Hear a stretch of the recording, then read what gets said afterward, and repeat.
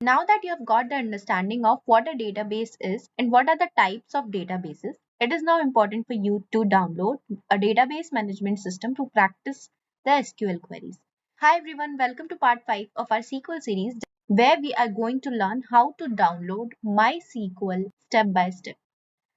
So guys, first of all you have to go on your Chrome browser and then you have to type MySQL download.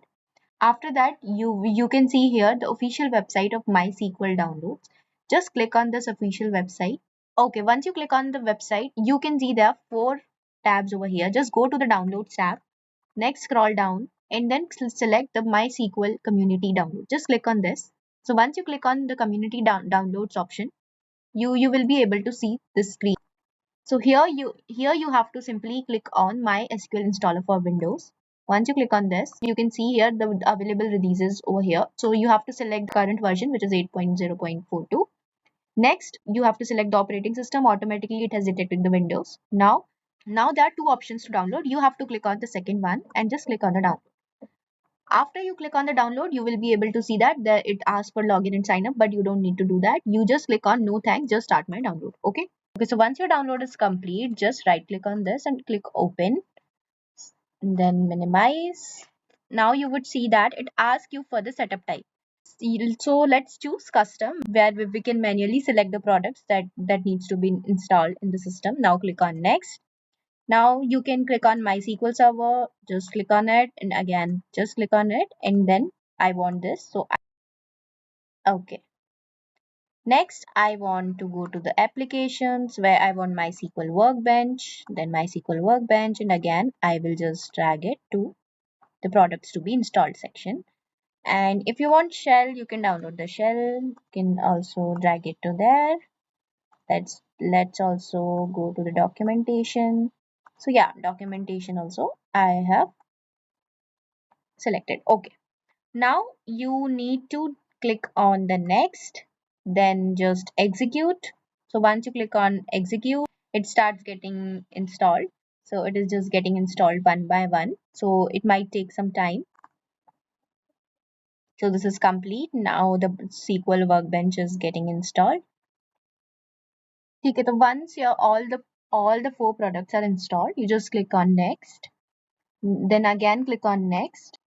Again, click on next. Here, the configuration type is development computer set by default. Just click on next.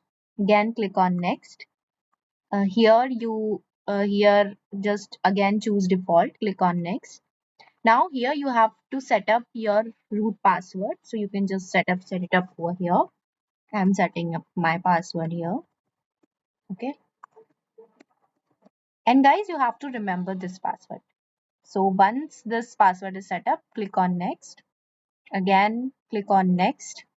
And here again just keep it default, click on next, again execute. So this is done. Now you just click on finish, then next, finish. So as you can see here, okay, so as you can see here, your workbench is downloaded.